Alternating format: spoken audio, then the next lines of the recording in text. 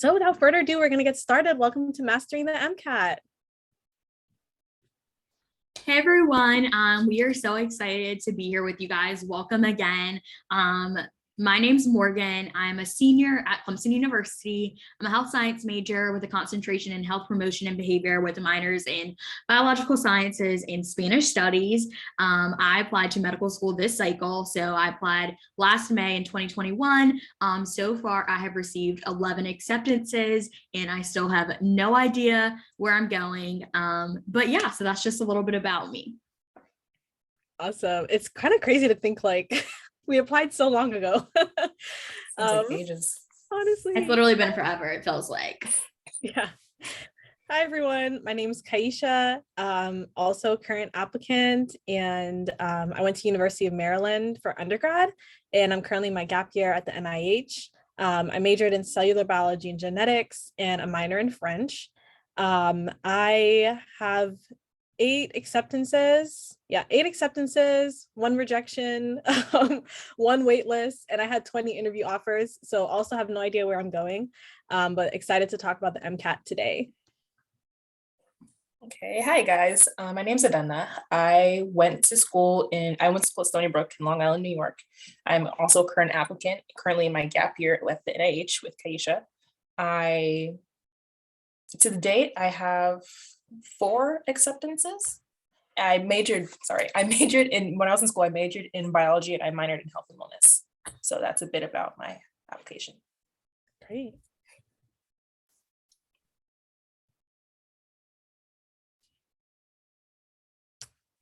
Am I doing this slide? Yeah, it's you. I thought it was you. Okay. I can do it if you want me to. Oh no, it's okay. I got it. So before we get started going over our MCAT journeys, we want to give a quick overview of the MCAT, very, very brief for those who might be at the start of their study process. So the MCAT, as you know, is required to take to apply to medical school. And as you see here, the total seated time is about 7 hours and 30 minutes, and it consists of 4 different sections. You have the chemical and physical foundations of biological systems, or I call it Chem Phys. We'll refer to it as CP, Chem Phys, stuff like that. You have critical analysis and reasoning skills, also known as CARS, biological and biochemical foundations, also known as like biochem, and then psychological, social, and biological foundations of behavior, also known as psych-soc. So for each section, you'll have on average, about 60 questions. CARS has a little bit less. But yeah, you go through each section, and then that is really what kind of makes up the exam. And the scoring, each section is scored from 118 to 132. So your total score is 472 to 528, and 500 is kind of like the middle 50%. And so the MCAT is scored on a scale. So basically just means that, kind of depending on whether your exam is like a little bit more difficult or a little bit less difficult, everybody will pretty much have the same chances of like getting a score that reflects what they did. And then test dates, which always gets people because you can't take the MCAT whenever you want.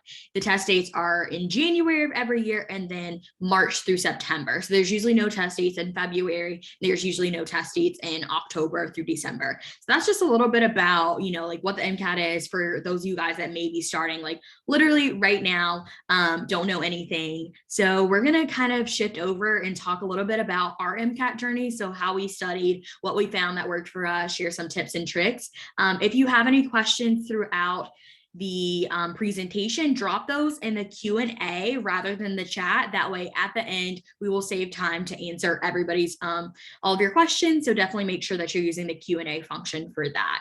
So without further ado, I will jump into my MCAT journey.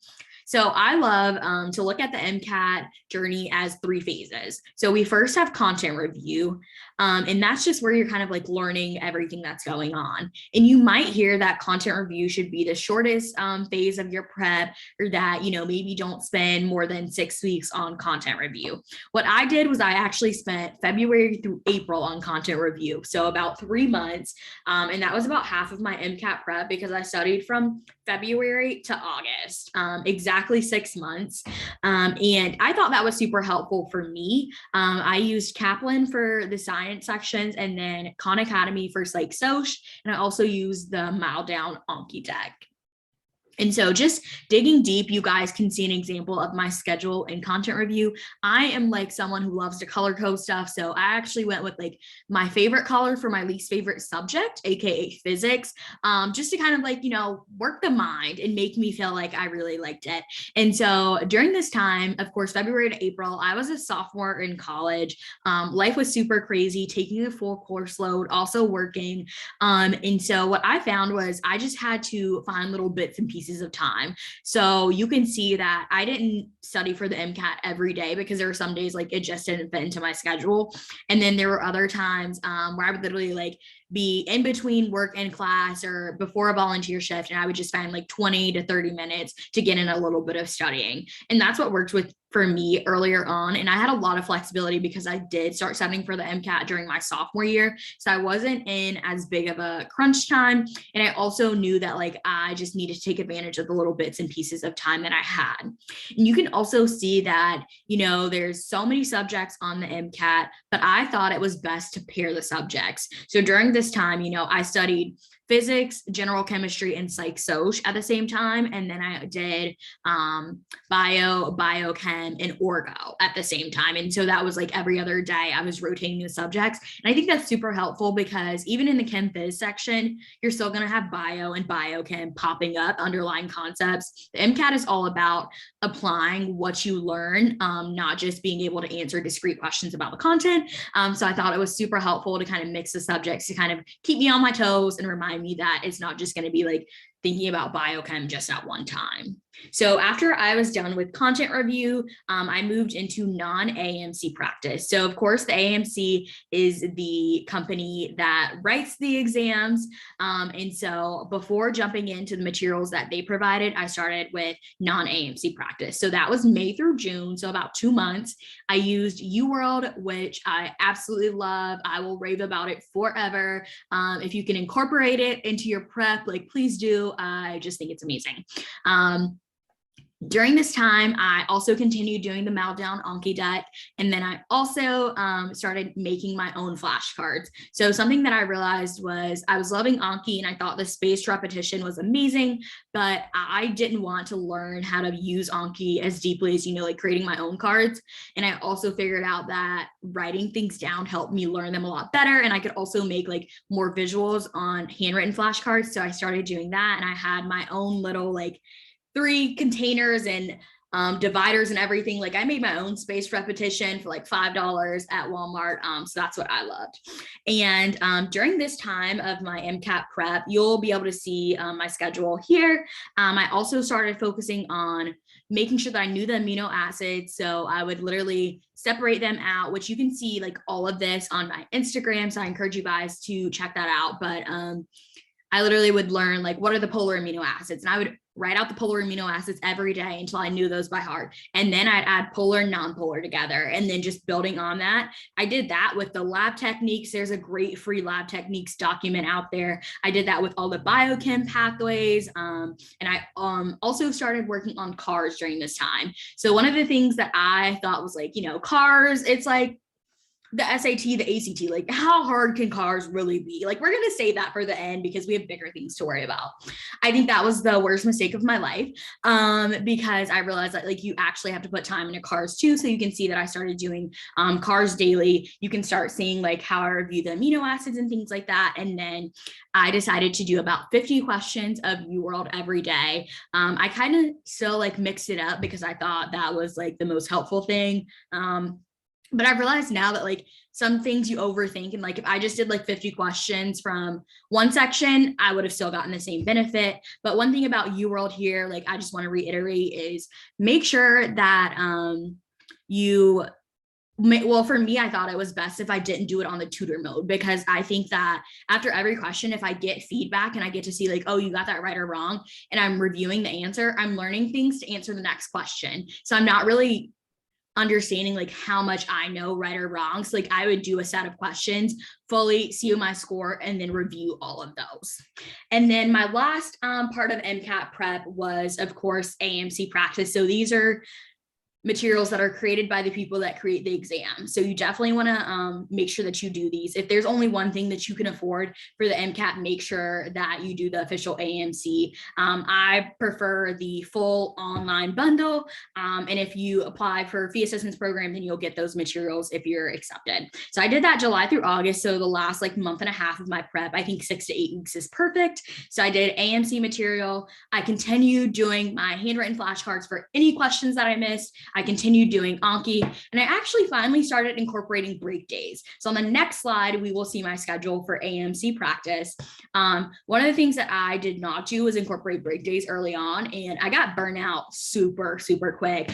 So I highly recommend just like having a break day every week. Like in the end, you're going to love it, especially if you're studying for like 6 months. Like by the end of it, I was exhausted. So you can see like on 7/12, I had an off day where I just like relaxed. And so also when I started doing the AMC material, I started using an error log, which I thought was super helpful. That's on my website that I'm going to send out.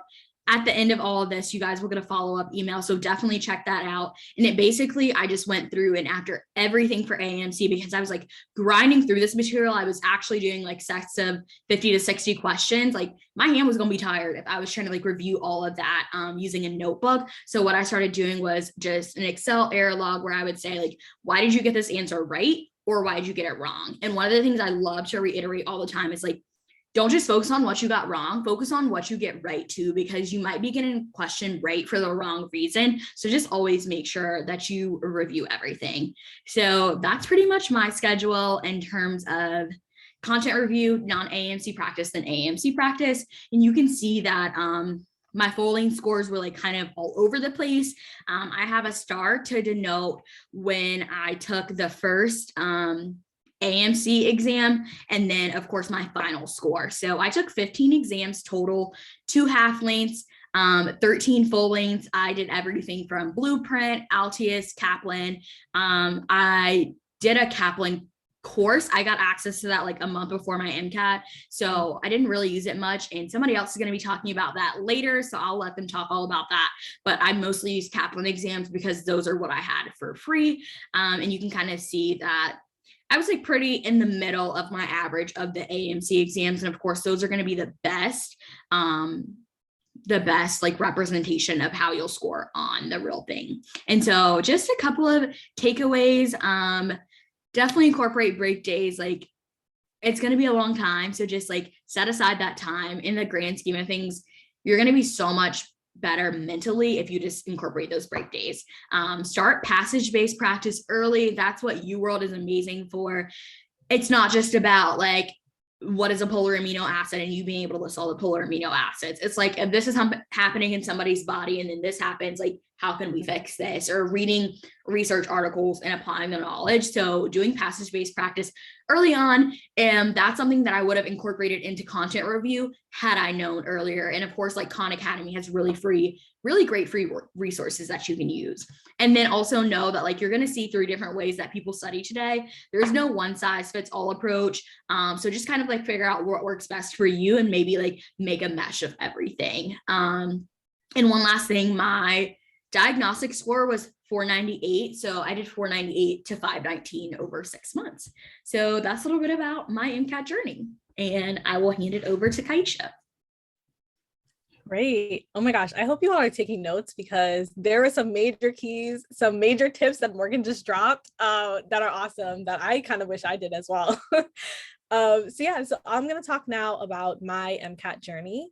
And it's really exciting to be able to talk about this because I just think back at the start, just being completely overwhelmed, or honestly throughout this entire process, being overwhelmed and feeling like I didn't know what I was doing. So it's really nice to like kind of be at the end and when you get your score and then be able to tell you all that you can do it too, because we struggled the entire time trying to figure it out. So as far as my study plan, similar to Morgan, I studied for about 7 months. And so I was taking my exam in January of my senior year. and I started studying this summer right before my senior fall semester. And so how my study plan went was kind of, I think the first thing is to decide when you want to take the exam. That's different for everyone. When you have your prereqs done, when you know you're going to apply, all those things. So once I decided I would take it in January, that summer it was kind of like prep time. So I just like looked into what even is the MCAT, going to webinars like this, YouTube videos, and taking my diagnostic exam. And then I spent about, I think it was maybe 3 months as well, kind of doing content review. So if we look at July, I started content review. And for me, content review is really just, I use Kaplan. So I was just reading through the books and I just set goals. I'll show you my schedule on the next slide, but I just set goals of getting through the book. And I knew the idea that just getting through the content didn't mean I was going to know everything I needed for the MCAT score wise. I knew practice would help me get there. But I think for me, content was like, okay, here's what's on the exam, and really highlighting areas where I knew I'd have to focus a lot of hours. For example, I was taking biochemistry 2 and physics 2 that fall semester before my MCAT. And so I was doing content review with no physics like at all. And I knew I'd have to self-study physics too. So different things like that I had to kind of spend extra time on. Once September hit and I was in the middle of my semester, I definitely struggled a lot with trying to find time to MCAT study. But I just tried to finish out the books, and then I was doing Kaplan practice problems throughout the week. And I started UWorld in October. And around this time, I was taking a full length about once every month, one in September, October, November. By the time November hit, I remember freaking out because I was like, my MCAT's in 2 months and I was nowhere near my goal score. So I was just upping up practice problems, doing a lot of UWorld, and increasing my full length through December. December, I had a major pause to study for finals. And then I was like, okay, my MCAT's a month away. And honestly, I think my MCAT story, if we sum it up, is that I had the ultimate grind in the 4 weeks before my MCAT. Over winter break. And in that time, I did NonAMC practice problems. I did 3 blueprint exams. I did NonAMC full lengths. And for me, even though like score wise and everything, I was like, oh my gosh, MCAT's coming up and I'm unprepared. When I had the time to just grind out and focus on the problems, all the work that I did before all this June, July, August, it did make a difference. Even if you weren't seeing it in your score. That's how it was for me. So that's kind of overview. A couple of things on scheduling.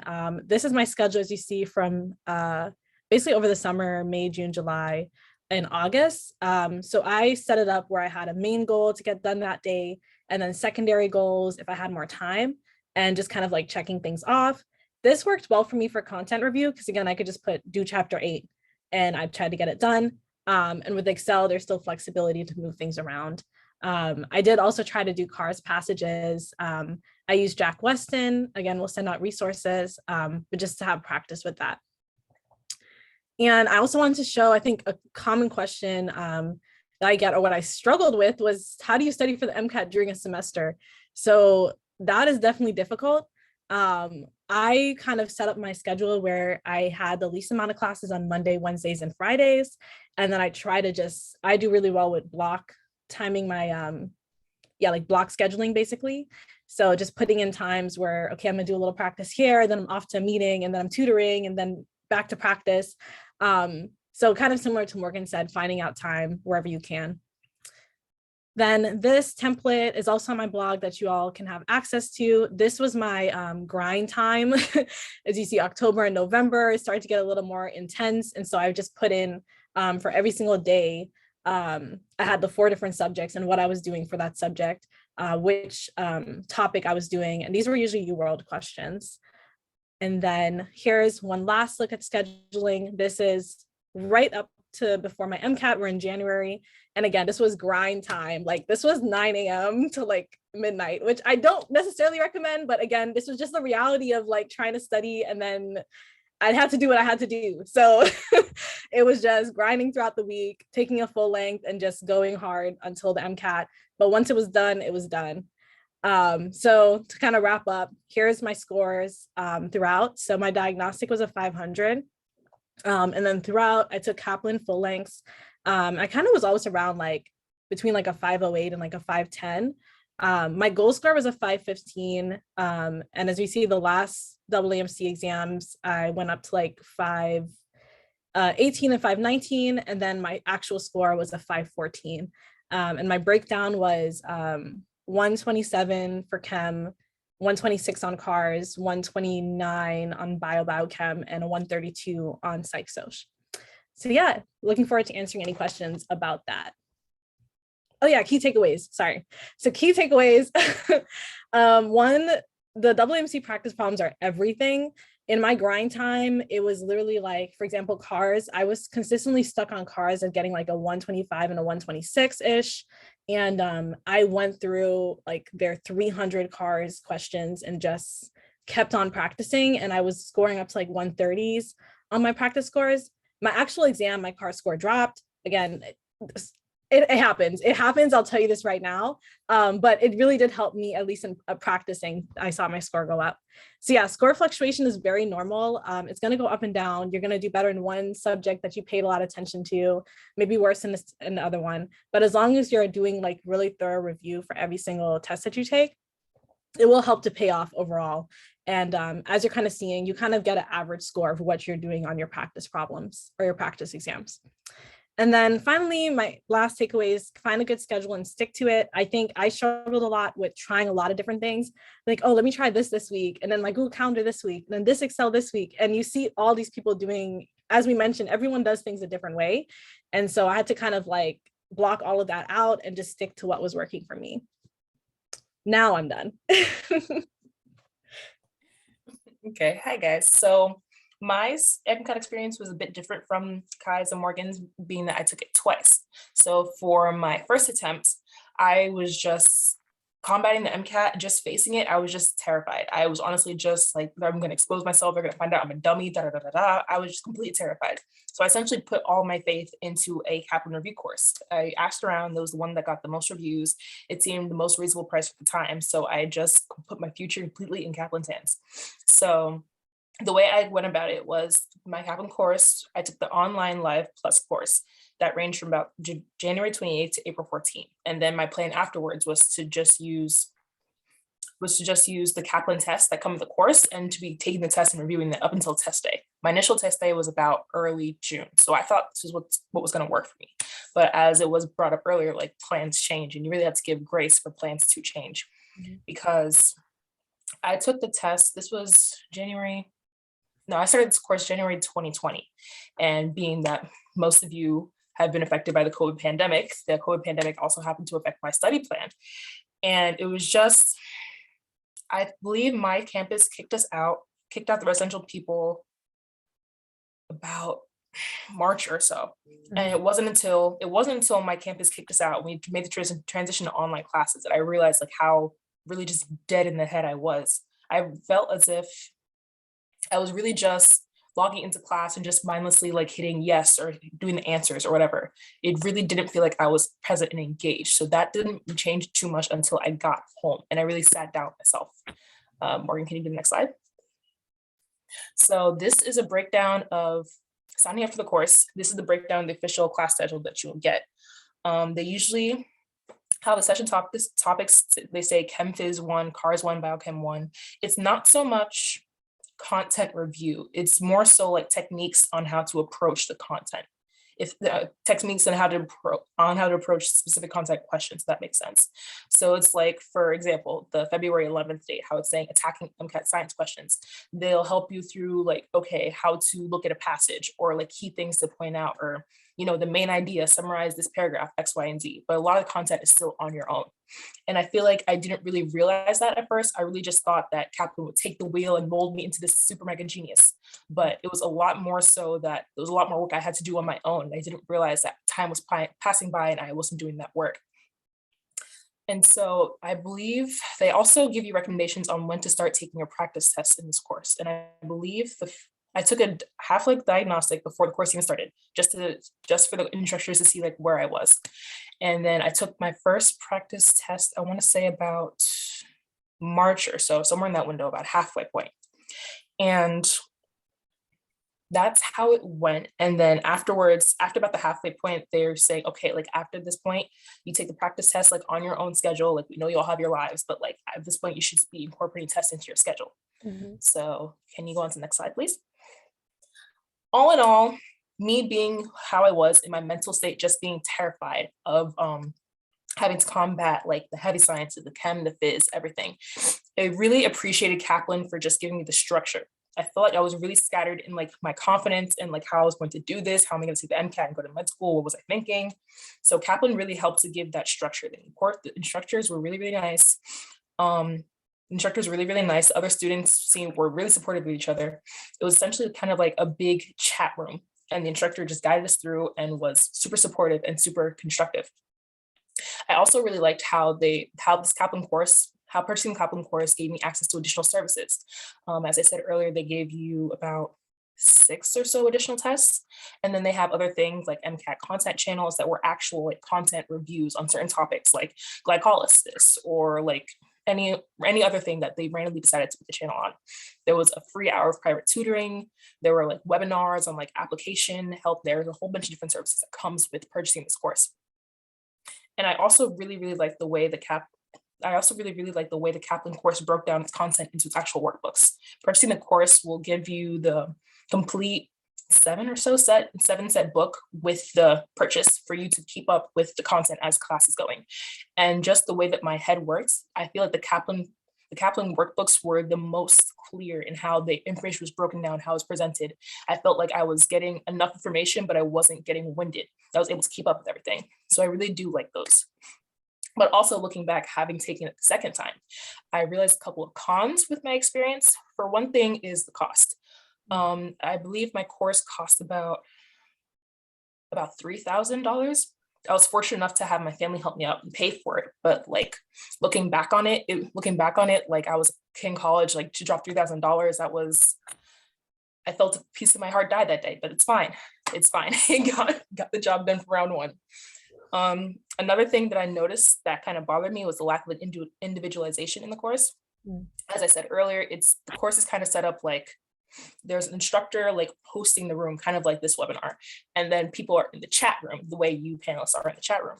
And they'll ask questions and people type their responses or anything. So it's essentially, you're only hearing the instructor's voice. You're not going to hear anyone else. It's just for you to keep up and be at your keyboard and pay attention to what's happening. And for things like that, it's very, very easy. Like if you guys taken online classes before, it's very, very easy to let yourself just fall behind and no one will really see or pay attention because you're just a name on a screen, essentially. If you message the director and if you message the instructor personally, I'm sure they would reach out on the side or anything, but it's not the same as being like face-to-face with someone or in an actual in-person class. So that did eventually bother me. And another thing that I noticed was bothering me was the difficulty. For me, myself, in my experience, I felt like the Kaplan practice test and the Kaplan questions were just really, really, really hard.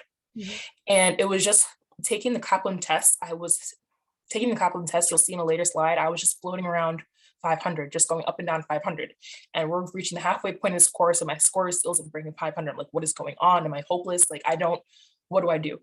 And so thank you. That's something I wish I knew earlier, that Kaplan is good for that. If you want to challenge yourself outright, you can handle it. That's fine. Absolutely. I commend you. But for me, myself, it was just making me more and more nervous. And I was starting to really break down. So you can see here the progression of my scores. As I mentioned earlier, there was the initial Kaplan half-length test that you take before you start the course. And then full lengths 1 through 5 were all provided by Kaplan. That was included with the course. And the asterisk you see around full length 5, I believe that was around the time that residential kids in college were being kicked out of campus because of the spread of the pandemic. And I believe that was around the time that Kaplan offered shortened full-length tests to help adjust, because the AAMC made the announcement they're going to shorten the test and they're going to give it in different time blocks. So Kaplan then adjusted with it, which I do really appreciate them for. That was very, very nice of them. So they offered another set of shortened full-length tests to help to adjust your practice schedule. So I really did appreciate them for that. As for why I don't have a score for full length 5, I really can't tell you. I can't remember. I might have accidentally voided it or something. Who knows? We'll never know. So as I said, my score was really floating around 500, just going up and down. I didn't know what to do. And then we get to short and full length test number 1. Around this time, I was really just panicking and struggling because I was really just struggling as to how I was really going to get the score and be able to show my face in these applications. And so I reached out into the wonderful world of YouTube. And that's where a few different YouTubers showed me to the Jack Weston cars. I believe I mentioned it earlier. It's a free service. It's a service that offers, there are courses you can take on Jack Weston cars you could pay for, but there are multitudes and multitudes of free cars passages. And I feel like that really, really helped my car score a lot. On top of the free cars passages, there's explanations for every single answer choice. And then there are different students that can discuss the answer choices in the comments below. So it's very interactive. It's multitudes and multitudes of free practice without having to drop a dollar. So that was really, really nice. And another thing that really helps, I really think really changed the direction of my prep was a technique a YouTuber described as following the rabbit hole. I believe we're going to talk a bit more about how to go over tests later on in the webinar, but essentially the premise is of if you're at a question that's troubling you, review the content for that question, then pick 2 related topics and branch out and review those. So as you do this over time, you really just start to web such a large surface area of material, and the overlap is really going to help things cement and stick in your head. And I felt that really, really helps me a lot that I wasn't really implementing earlier. So after about that time, I then, in more panic, I purchased the AAMC full-length bundle, the AAMC prep bundle. And I started really focusing on the double AAMC materials. And I really, really wish I focused on this material earlier, because at the end of the day, it's double AAMC that writes the test. So it would make the most sense to really go by how they write their questions, how they process the CARS passages. I really feel like it would have helped my mental state a lot earlier, which is what I really would have appreciated. So around then, you see my scores start to increase as I'm implementing more CARS practice, as I'm implementing this following the rabbit hole technique. And then I just saw my score jumping until I had a final test day score of a 509, which, as you see the breakdown, is a 128 for Chem Phys, 126 for CARS, 129 for Biochem, and 126 for Psych Soc. So this was my experience for test 1. Things that really helped me were keeping lists. As I was going through the practice questions and tests, I made lists of the topics I noticed I was getting wrong. And then on my lighter days for studying, I would try to go through at least a few of them a day, and just trying to go over and re-solidify my knowledge in those content areas, allowing myself to branch off to the 1-2 topics in the rabbit hole technique I was mentioning earlier. Can you next slide, please? Thank you. Another thing that really helped was just reflection documentation. I'm a forgetful person. I'm a very forgetful person. So I like to, being as important as a process as was, I really just wanted to have a way to track my progress and my growth over time. So that even included my thoughts. So as you see here, after every single full length, I really just made a note of how I was feeling, what I ate for breakfast that morning, things I noticed during different sections of tests. Like I literally had one section, like my brothers ran through the living room and like broke a vase, like find out quite a location. Just any little small detail you can think of that will really just make a difference. As you see here, and I even like to hype myself up in this. And like, as you see at the bottom of the full length number 2, the last comment was, at the end of the day, the 7-point jump, we're back in this game, dog. Don't mind me, I don't take myself seriously at all. But that's essentially just keeping yourself hyped, like you are your own biggest cheerleader. And that's really something you can't let go of during this process. So just doing little things like that, just like congratulating myself on my growth, that really, really helps me a lot. And just to be able to track how I was feeling and how I was attacking the test through every single full length, because I knew from how I was, by the time I hit like full length, 4, I wasn't gonna remember my thoughts and my processes from full length 1. And those details, every single little detail matters, whether you realize it or not, especially when you're forgetful like myself. So my MCAT day backpack, because I was realizing as I was taking these practice tests, what worked for me, what like in terms of food I was eating, the snacks, like how I would pace the snacks, just things I realized I would need. Blowing my nose just be running abnormally at random times of the day. So I needed a tissue bag, I would need water, ibuprofen, I was on my period, whatever. And I listed it, and it really, really came in clutch when it came to organizing myself the night before the test. Next slide, please. So for attempt number 2, I was very, very happy with my 509, but I really wanted to see if I could bump it up some more. So for attempt number 2, I was still a poor college student. So my study plan goals for this attempt were for it to be much more self-directed, to be more cost efficient, to be more flexible. For my process for attempt number 2, I knew I was doing undergraduate research, and I was composing an undergraduate research thesis. I really couldn't get around that because with the state of my research, that's something I really wanted to challenge myself and push myself to do. But I also knew I had this MCAT on top of me too. So I really just wanted to make sure it was something flexible. Like if I had lighter research days, I could put more MCAT practice or just be able to balance it as the days went on. So I listed out my study materials, the majority of my study materials, based on what actually cost money and what was free. So the expenses I paid were the AAMC MCAT official prep online bundle. I cannot recommend this enough. There's just so much material in here beyond the practice test. There are so many question sets that you can mix and match into essentially half tests. Like I cannot speak more highly of this package. And then also the UWorld basic MCAT subscription, the way that they break down their questions and there's explanations for everything. It's just so helpful and clear. I really just felt like especially compared to the $3,000 I paid for Kaplan, that these expenses were really nothing in the grand scheme of things. In terms of my free materials, at this point, the Kaplan content books, they were free for me at this circumstance because I received them when I took the Kaplan course. But if you wanted to buy the Kaplan context just fresh out the blue, I believe you can find a used set on Amazon for $100. So that's about the ballpark for that. And then the Jack Weston's Cars passages, again, multitudes and multitudes of passages for free. And then Next Step, they go by Next Step or Blueprint, I really can't remember. But Next Step offers the half-length diagnostic and a free full-length exam. And there are other companies that offer free full lengths as well. But I just felt like I had really, really high reviews about the Next Step. So that's what I ended up going with. Mm-hmm. So about a general total was about $517 for attempt number 2 compared to like 3,100 about for attempt number 1. So I was really, really proud of myself for being efficient and getting a multitude of material at the same time. Next slide, please. So I found my undergraduate schedule from about around this time, and I tried to break down what my days kind of looked like. The way my research was set up, I kind of allotted from about 9:30 in the morning to about 2:30 for research. And now I don't want to overwhelm you. Sometimes I wasn't there for all that time. It's just sometimes I had longer experiments. Sometimes I was there for shorter. I was just to talk to my PI and move. That was just the general window. So if I had space in that time, then I would use the space to go off to a library and like review or like do some questions. But that was just a general allotted window that ended up my research following that time. And then after the undergraduate research window, you have my classes where I actually like went to class. Like there was no going around that.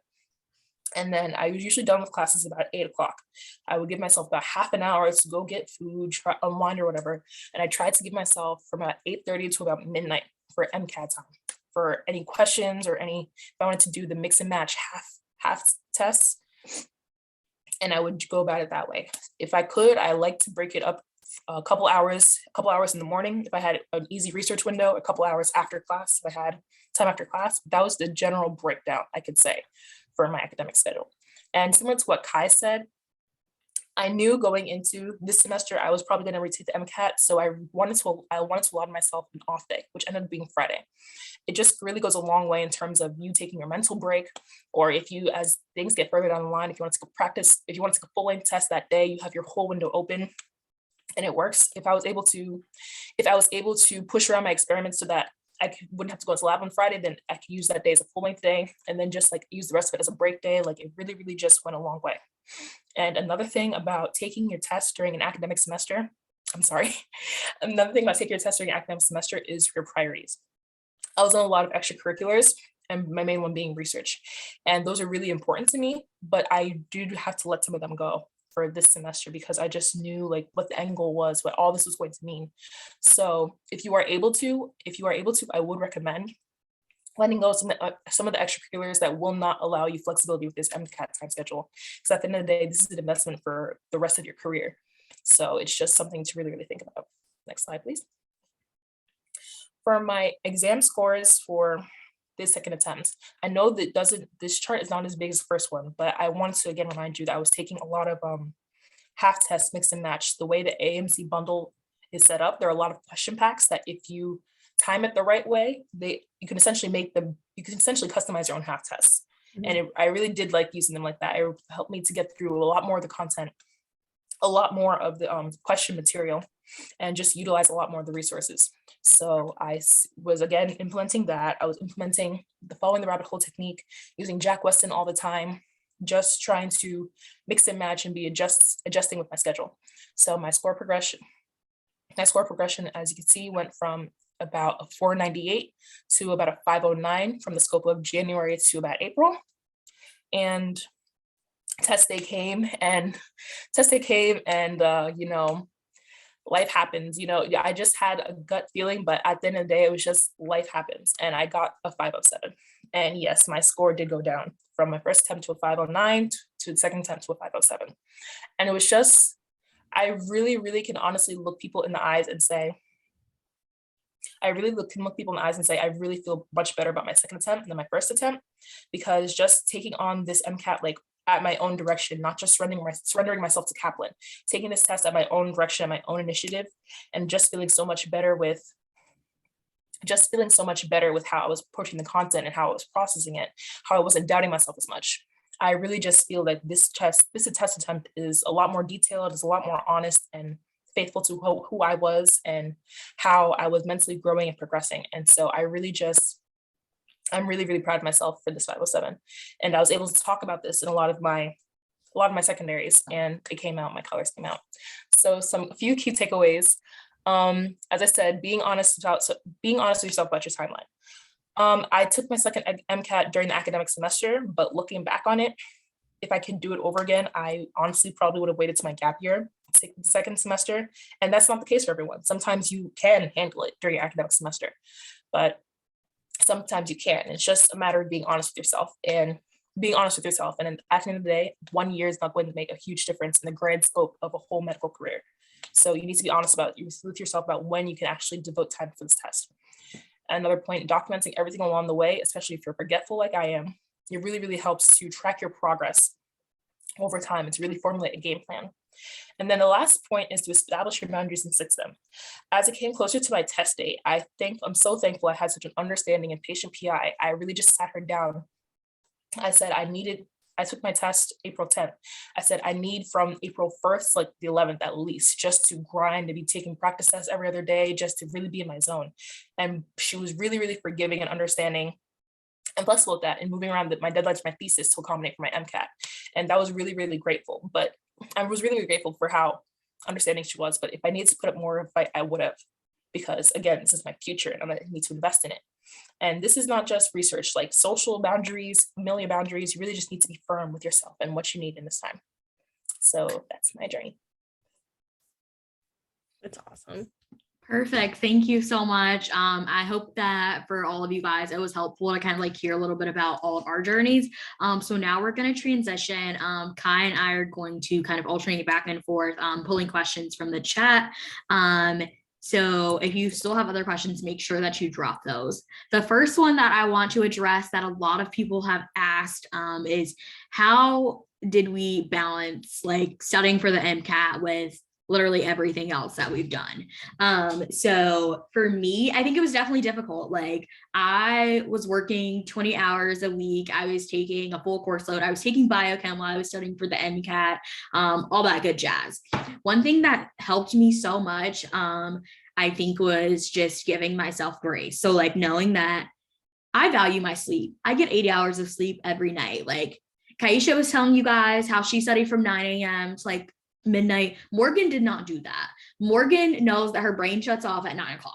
So like, I just had to accommodate my schedule. And so that's one of the things where like the one size fits all approach, it just doesn't work. Like I tried to study 7 hours one day and like, no, the max I ever got was 5 hours. And like, that was okay with me. But I think some things that really helped were definitely like prioritizing what activities were important to me. Like there were some club meetings that like for organizations I didn't care about as much that I just didn't make that semester. But then there were others that like I was still like mentoring, and I was on the leadership team for a nonprofit organization. So just really prioritizing things that were important to you.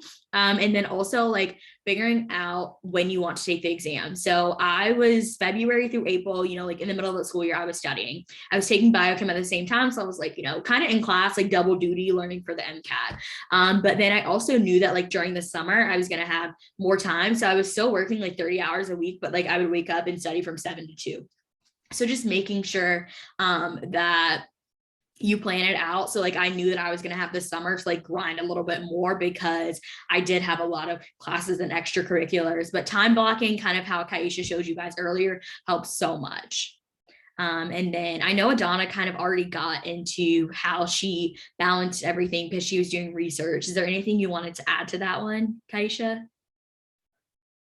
Honestly, I think you pretty much nailed it as far as like, and again, with everyone's journey is different. For me, I think that what you like, the last point about setting boundaries is something I wish I did. Like when I was studying, I became an orgo tutor, and I would like take on so many tutoring sessions. And I was president of my pre-health club, and I was just doing a lot of stuff where I was giving my time to everyone else and not time for the MCAT. And again, that's why I had to end up having that crazy grind time. And so, yeah, it's know yourself. I think for me, I knew that I could survive the grind, and I did. But if I wasn't, and I put myself in that situation, you would not see me here with med school acceptances. I'd still be You studying. have to know your limits. You have to know your limits. Literally, know yourself. I think that's the best. Kind of looking through the next couple questions. We're kind of getting questions about, I guess, like what actually to use for so we talked about AAMC, we talked about UWorld. A lot of people are asking, UWorld is expensive. What are other affordable non-AMC practice materials? So I don't know if you two want to talk about, in general, your favorite materials. And we kind of touched on the free ones, but I guess emphasizing those ones again. I know I talked about how Jack Weston there's multitudes and multitudes of free course passages, but again, they do offer the paid courses if you are interested in that. But I know for my second attempt, as I was going through the Get Jack Weston website, I saw that they're offering content passages as well in like psych soc, biochem. I can't speak to them because I never took any of those passages myself, but I did have a lot of good results with the Jack Weston Cars passage, and I just really support the company as a whole. So I would like to hope that the concept passages are just as effective as the SCARS passages, but again, I can't speak to that. I know a lot of those are free as well, so that can help in terms of expense. Yeah, so I mean, we could have a whole session about how inequitable the MCAT process is, but that's not what this is about today. But at the end of the day, like, it costs money. Like you have to be prepared to invest money to study for the MCAT exam. Like even if you have the fee assistance program, you have to pay to take the MCAT. So like definitely like start saving as much as possible. But also understand like you don't have to buy every resource that we did. Like you don't have to go out and get a Kaplan course to succeed. Like there are people that have just watched the Khan Academy videos. So there are Khan Academy videos that go along with all of the content guidelines for the MCAT. I definitely think that the Khan Academy questions are okay. They have some passage-based practice. So like during initial content review, I think that's really good to kind of get you started. Magoosh is also a really great program. If you reach out to them and you have fee assistance program, then they will provide their course for you for free. Of course, I think UWorld is the absolute best. If you can afford it, I think they have just done so much to make sure that their resources are like amazing. Second to AMC, of course, but definitely like Khan Academy, Magoosh, Jack Weston are really great secondary resources that you can use. Yeah, and we'll be sending out an email with links to resources, so you can get links to all these websites that we're mentioning. I think another good question. So like, what did you guys do for content review? Did you take notes, flashcards? Like, how did that work out for you guys? I was trying to figure out what to do, honestly.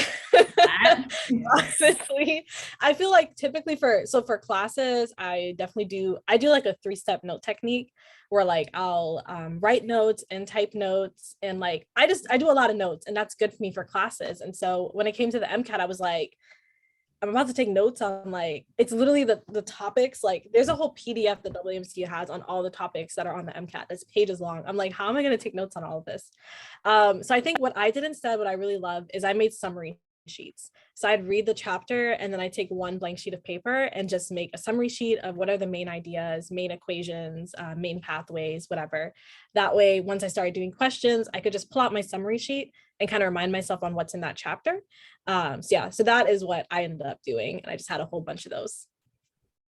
I would say I had a similar technique to Kai's, like definitely doing summary sheets, because definitely at the end of the day, you taking detailed notes on every single paragraph is probably not in your best interest. It'll probably get you a lot quicker to burn out. And this test is a lot more than just memorization. It's knowing how to approach the questions and how to read the passages, make everything apply to each other. So I definitely did do the summary sheets kind of thing. And there's something else I wanted to say. I'm sorry, go on. Morgan, I'm forgetful, I told you. Did you have anything for content review? So I'm someone who absolutely loves to write notes. So like at the beginning of my MCAT prep, like you guys can see this on my Instagram, I documented my entire journey. Like y'all, like small pencil sized notes, like 5 pages for a chapter. It was not worth it. Did I ever go back and look at any of those? No, never went back and read any of them. So like after I took my first half lanes, after studying, my score actually dropped. I decided to like totally reinvent how I was studying. And so I also started doing summary sheets, which Kyeisha mentioned, which are in our resources and like on our Instagram pages. And so I think that's super helpful because it forces you to condense the information rather than just like regurgitating it onto paper. So definitely, I think flashcards and then like summary sheets to combine and summarize topics. Awesome. Okay, so next question. I'm having trouble starting to study for the exam. Did any of you struggle with starting, and how do you overcome this? There's like 12 MCAT schedules in my computer. Like if I search MCAT schedule, like I made like 12 different ones, let's be honest.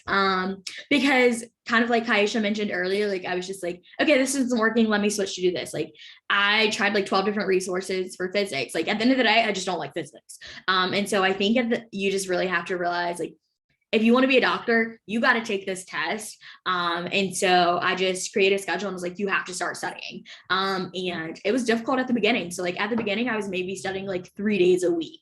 But then by the end, of course, I was grinding for 5 hours a day. And so I think if you're scared to start, just start somewhere. Take a diagnostic so you know what the MCAT looks like, because it's not like a traditional test. Choose your favorite topic, grab a book for that, and start looking over it, do some practice questions. And then after that, make a schedule. I think you have to start somewhere. It's going to be hard. And don't be like me and procrastinate and make 12 different schedules. Like just stick to one and then make changes. Like if something really isn't working.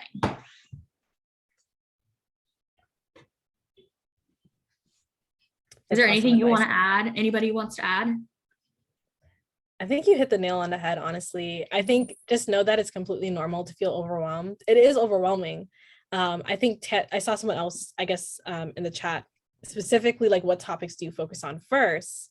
Having trouble deciding where to start. Like Morgan said, you just get started. Don't get focused on like, oh, I need to start with this subject. Like it doesn't matter where you start. It's all going to be on there. Exactly. So I think going with your favorite topic first is a great way to start. Do it. And take the diagnostic and then just pick something, honestly. Yeah. You're going to get to everything anyway. Don't be afraid to take a diagnostic. Like I know so many people are like, I'm just going to start studying. And I'm like, no, like you need to know what you're studying for. Because like you can study all day and like you can know biochem like the back of your hand and know all the pathways, but that's not going to help you apply it. So I think taking the diagnostic like really helps. And like people hate me for that, but like, man, just take the diagnostic. Like blueprint is 4 hours of your life. Like you can do it. I believe in you guys and you can do it. 100%. Okay. You like kind of like the thing with like hyping yourself up and like this thing is so hard. This exam is so hard. After my diagnostic, I felt good because I knew one, that score does not matter. Whatever your diagnostic is does not matter. So I remember I ran downstairs to my mom and I was like, it was only half the time, Mom, but it's still 4 hours. Like, I never took an exam that long until studying for the MCAT. So again, celebrate the wins, like see the diagnostic as something to celebrate. You're getting started on this journey and like the end goal is getting that acceptance to med school. So that's the way I viewed it as well. Just to add that in.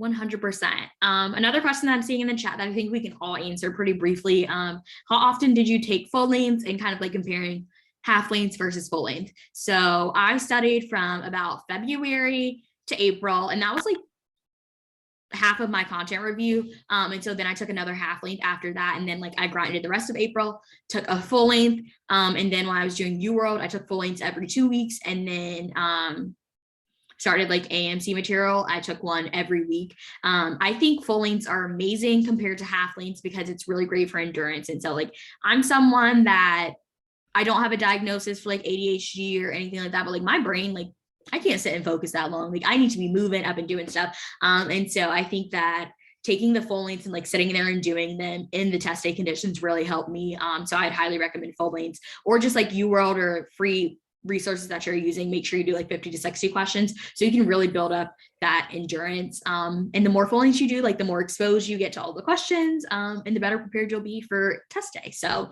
I don't think 13 was overkill at all. Like it paid off. So yeah. I guess I could say I wasn't too, as you guys saw in my slides, I wasn't too detailed about the dates, but what I do remember for sure is about like a month or so out, I was taking them about every week. I was taking one test every week because I had my academic schedule and just life. So one every week. And then I know for both attempts, for the 2 weeks around my test, I was taking like one every 2 days. I would take one and I would break up review over the 2 days. And I would take another one. And that just really helped with what Morgan said, with endurance, definitely. And just like cramming the information, helping it to stick, and just helping my brain to be used to being on that high level for so long. And so then when that time the actual test came, I really didn't feel burnt out at all. I was just like ready. Honestly, I was just like, let's go, let's do it. That's awesome. Yeah, I say on average, maybe a full length every month-ish, studying through the semester. And then my grind time, it increased like from 1 month to like every 2 weeks, and then like every week, just grinding out. And I think right before my MCAT, it was maybe like 2 days full length, 2 days full length, kind of similar. Yeah. Just also want to mention it is around 9 o'clock now. So if people have to head out, that's okay. We are going to be uploading this recording. We're going to stay till about like 9:15, 9:20 and try to keep getting through as many questions. So next question I think is really good, a little different, is what are some test day gems that you can give us based on your experience? For example, did you take tutorial time to brain dump, or I guess any other things that you guys did on the actual test day? I'm sorry, what was the last part of that question? I said, did you take the tutorial time to brain dump? So I think when they had like the screen up and like it was a little like tutorial thing. So I actually took the MCAT during 2020. So I took the shortened exam. So we didn't have a tutorial to brain dump. So I knew that when I started studying. So I actually like didn't plan to do that at all. So I was like, you know what, you got to know all this stuff and you got to know it until the section that it comes up. I think test day gems for me, like the day before, like first prepare yourself. The day before the exam, I didn't do anything. I actually drove like 45 minutes away to my testing site because I was taking the test like 6 or 6:30 because COVID. And I didn't want to get up that early. So what I did is drove up the day before, got a massage, bought me a nice dinner, ate it in my hotel room, like literally like spoiled myself, like just hyping myself up. Like, you deserve this. You've worked so hard. And I also, bought myself an MCAT gift. So I bought it like a couple weeks before I bought myself an iPad Pro. So like just hyping myself up, like, you deserve this. You worked so hard. On the actual test day, I still got there like 45 minutes early. Y'all, there was a black cat outside of the testing center. And so I couldn't go inside. So like get there early because I'm afraid of cats. Like I thought this was an omen. So like I couldn't get out until the cat left. So make sure you get there early. And then like I was the first one there, but I just like hung out and like turned my phone off. I always do that before all of my exams because I have really bad anxiety. And so I just turned my phone off. So like I couldn't like last minute like study things because like just trust like everything that you've done for the last 6 months. Don't listen to other people about your snacks. Like do what works for you. People were like, don't carb load, don't do this. I eat graham crackers and they were good. Graham crackers and soda. Do what makes you happy. And then other like one like random test day gem that's like actually probably helpful. Locate the clock. Make sure you know where the clock is. get blue light glasses. They're amazing. And then also get back a little bit early. It's like one girl, her hand was not scanning because you actually have to like scan your hand on the day of the exam. Her hand was not scanning. And so like all of us were like in a line behind. So like if you can kind of get back like a few minutes before your break is up, that'll be super duper helpful. So a great day. It was amazing. Love those. I love those tips. One thing I will say that I didn't really account for, taking my tests in COVID, I wear glasses. I'm not blind without them, but like to focus on words like a test or something, I need glasses. So with anything, something I would say is that I wish I did more practice tests like with my glasses and my mask on. Because when you get there, they'll tell you like, oh, like, you know, you're not supposed to be fishing with your mask because if you touch it too much, so we're going to try and pull you out because it looks like you're trying to take your mask off. But I was just like the glasses team, anyone in this pandemic knows, like the glasses team with the mask, I was just trying to, I wasn't used to everything at first. So I definitely will say that to practice with your glasses and your mask on, that will definitely go a long way in determining the position that will work to get the steam out the way, but for you not to be blind, but you be COVID safe. I love it. Yeah, I love those tips so much. Similar here. I didn't do anything the day before. And honestly, the MCAT, once you start doing your practice like your full lengths and you're so close, like you kind of realize too, I don't think there's anything you could try to like look at flashcards or brain dump ahead of time that's going to help you. It really is just getting yourself in the zone, and then it's passage based. So it depends on what they throw at you. And it's more so the skills that you brought up, where even if it's like, oh crap, I see a passage with some, I don't know, orgo thing that I don't really know familiar, but because of all the practice I did, I know that just because this doesn't look familiar to me doesn't mean I can't get it right, because the kind of skills that you learn is like process of elimination. Oh, you get used to the questions that they ask you and what they kind of are asking you about. You'll see trends like, oh, they really want me to understand that like this is oxidative reductase, or like something like it's hard to summarize, but like you really get that if you really study all the questions. And so yeah, I don't think brain dumping would have helped me at all. I didn't do that. I just more so like said a prayer and a deep breath. I guess my test day thing that I learned, as I mentioned, my CAR score dropped significantly from like a 130 to 126 on test day. And that was because I usually don't have test anxiety, but I had experienced test anxiety for the first time during my actual MCAT. My heart, like I had the headphones on that they give you, and I just heard my heart beating and I couldn't focus on everything. I felt lightheaded and I was like, oh crap, like what's happening? This doesn't happen to me. And I'm like, am I about to just not be able to take the rest of this exam? Like, so I'll just say if something like that happens to you, the most important thing is just trying to just get back on track. And I just had to start breathing. I said a prayer and then try to finish out CARs the best that I could. I knew when I left that exam that my CAR score was not as good as my other ones because of what happened. But what I'm proud of, and again, you got to hype yourself up. I'm proud. I'm like, the rest of the exam went good and I didn't let that stop me. So if you have one section and whether you just are worried about it, whether you have a panic attack, basically like I did, whether whatever happens, don't let it affect the rest of your sections, because I still was able to finish and do bomb on my last two sections and basically save my score. So that's my test day gem. Yes. I don't know anybody that's like walked out and been like, oh my God, like CP was amazing. No, CP was hard. And like, we can't talk about like specifics of what was on our exam, but like, just don't let CP get you down. Like when you take that break, like just bounce back and do good on the rest of them. But like next question, one thing that's been popping up a lot in the Q&A is how do you review right or wrong answers, especially like after you put them in your error log. So I got my little handy dandy notebook right here. This was like my baby throughout the MCAT, and like you can see, so like every time I took an exam, I would just put like my score there and then break down, and then I had like a little table on this side, and so I'm a color coder, y'all. So like I would put the number of the question in red or green, whether I got it right or wrong, the topic, my reasoning for the question, and then like an explanation based on like what I found, what I came up with, or what the test company provided. And so I did that for everything up until AMC. Once again, like I didn't look back at this. I had a lot going on. I never looked back at it. And then once I did AMC, of course, my error log that you guys can see on my website was pretty similar, but it was just like a little bit more detailed, because when you do AMC materials, they actually like classify like the question types and the topics. And so I used what they classified so I could kind of target my content review later on in my prep. But in terms of like going back, I also didn't go back and look at that. But I think what really helps is it's the process for me, the process of going through every question and realizing why I got it right or wrong. Like that was how I learned it. And so I saw another question that was like, how do you review? Like it's taking me forever. It's going to take forever.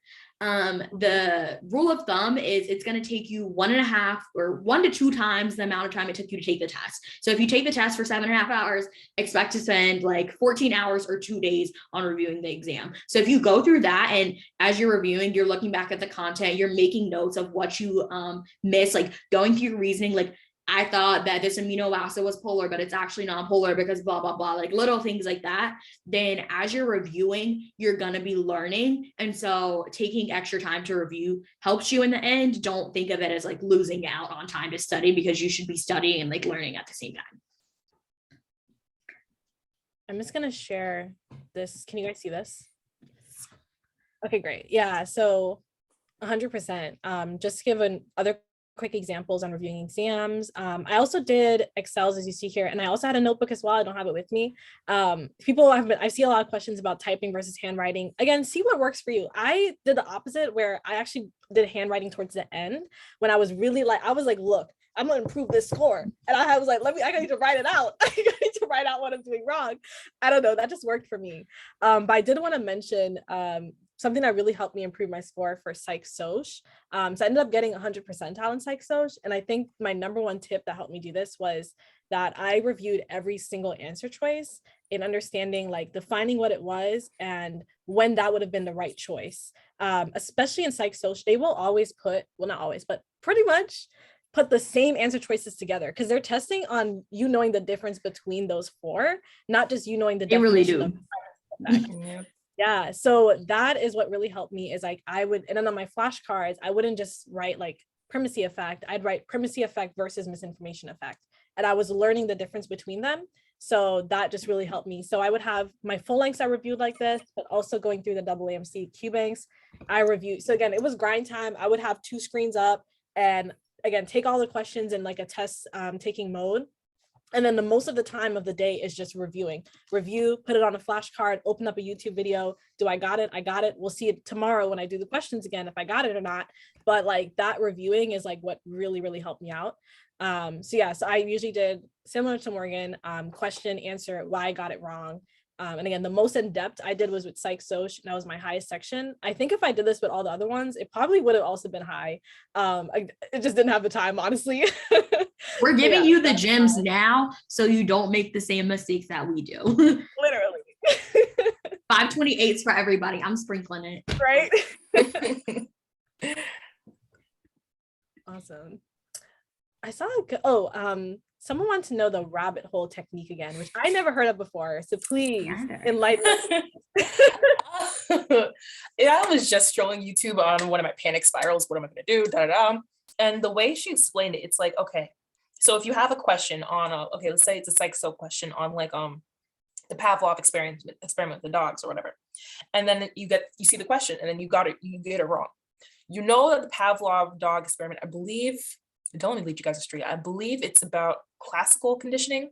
It's either classical or associative, but those are both related topics. So don't get me lying. You review the content for the Pavlov experiment, then you review classical, then you make sure you have associative down. So it's like you kind of branch off. Like if you follow, at the end of the day, you can follow the rabbit hole to like infinite and beyond, because there are just so many topics that are just webbed together that like correlate with each other, but you don't want to waste all your time. So it's like you have one question and then you branch off to like 2 related topics. And then the idea is that as you do that over and over and over again, they overlap on top of each other. You coming across the knowledge just overlaps, and it helps it to really cement and stick that you're seeing this again and again and again and again. So I guess maybe a better example. Okay, so you see a question about glycolysis. You see a question about what are the key enzymes for glycolysis, and then you review that. Make sure you know all glycolysis. Okay, that's good. Make sure you know like the Krebs cycle. You know that too. Okay, that's good. And as you do that over and over again, the idea is that it's supposed to overlap, and then you seeing the content as you see it over and over again, you won't really need to review it as deeply because you've seen it so many times before. It's just the excessive overlap. And that's supposed to really help things cement in your head. And that really helps me a lot. I can say that. I love that. I've never heard of that, but like about to start throwing that in senior year. Like, I really love that. Absolutely. That is awesome. Another question that I've seen kind of pop up is questions about Sketchy. So we did not talk about Sketchy much because Sketchy MCAT was not available when any of us studied for the MCAT. So I did a little bit of research into Sketchy, did like a free trial when it first came out, especially comparing it to like Pixarize and things like that. I think Sketchy's great, especially if you're a visual learner. Like me, I'm someone who like loves to sit down, read a book, and like that's how things connect with me. But like if you can't sit down and read a book, then like videos are going to be good for you. So I definitely think Sketchy is a great resource for that. I think it's definitely on the pricier side, so that's something that you need to consider is like pricing wise. Like if I was thinking like Sketchy versus UWorld, I'm going UWorld all day. But yeah, I definitely think it's really good, and just like the way that they make things connect. I have a friend who's studying for the MCAT now, and like she absolutely loves it because she's a visual learner. So like having the flashcards and the practice questions are great, but the practice questions are discrete. So like just know like it's not gonna replace passage-based practice. It's really good for content review, but you also have to supplement that content review because it's not exhaustive. So those are just like some pros and cons so you can make your own informed decision. I'm so sorry. Before we hit the next question, just for if you're having trouble finding points for the rabbit hole, what I found helped a lot were the other answer choices, because the answer choices are usually related to each other. So those tend to be really, really good rabbit hole points. Like, okay, is A, you got A? Okay, do you make sure you have D? Does B, does C, does C make this alphabet? Does B, does C, does B, C, D make sense? Like all those points, like those are really good rabbit hole branch off points before I forget. There's so many questions. I started, I don't know about you all, but I started trying to type out some that I typed as we're going in on time. But here's a good one. Do you have any tips on improving CARS? English is my second language, and sometimes the passages are so confusing. I think CARS is actually really hard. So that's why I pulled that out for us to talk about tips. It's so hard. Yeah. So how did you guys improve? Nightmares. I thought CARS was super hard. What I really thought helped was like the AMC material. So one thing that I love is like the AMC CARS diagnostic tool that they have now, which of course was not out when I studied. But I definitely think that's something like you can do earlier on in your prep, because I personally do not think that any of the third-party resources do AMC CARS justice. So personally, like I struggled so much with third-party CARS, and then when I switched to AMC CARS and like started figuring out their logic, because there is a logic to it, I found that it helped so much. But doing CARS every day, whether that is just like one passage or like closer to my exam, like on the weekends I was doing like a full set of 8 passages. I think it's 9 now, but on the shortened MCAT it was 8.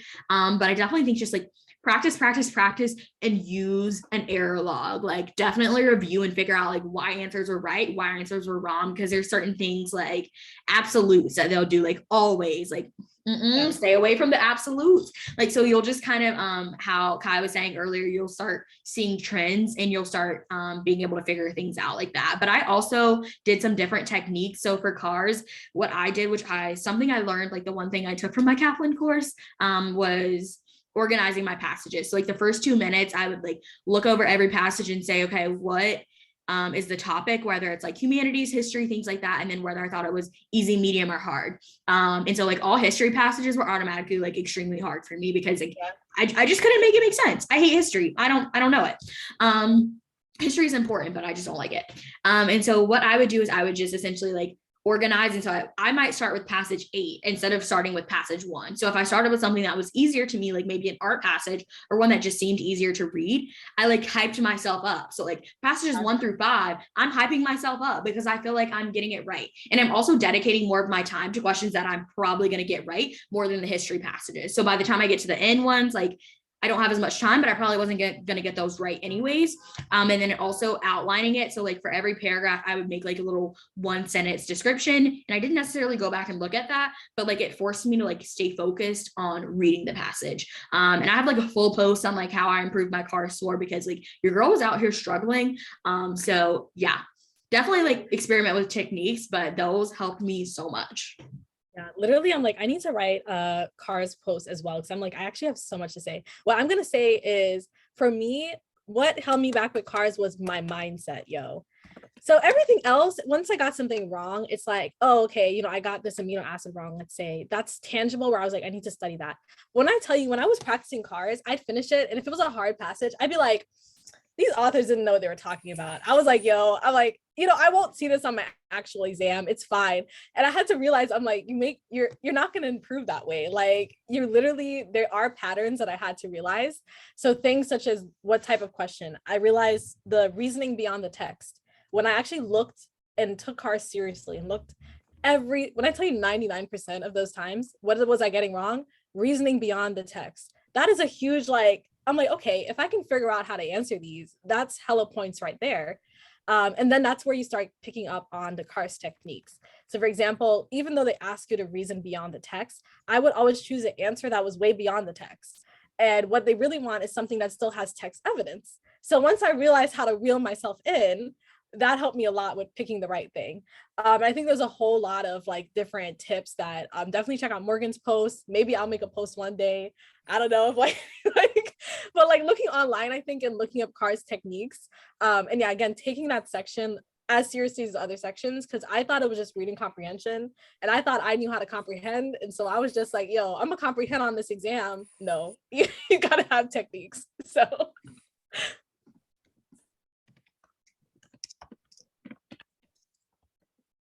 Is there anything? Great. Just a reminder that we will be sending out resources and the recording because I'm still seeing those questions. Yes. I'm sorry, I'm answering questions in the chat right now. Let me see if there is another question that we want. Maybe one last question. Maybe should we just end with like our last bits of advice? I see it's like 9:20 and then we maybe we can try to answer these in an email or something. I don't know. What do you guys think? Yeah, I definitely think, like we said, our social medias are going to be going out, so you can always like hit any of us up in the DM for a more like in-depth, detailed response. If you didn't get to your answer today, you only had so much time. Yes. Some last bits and pieces of advice.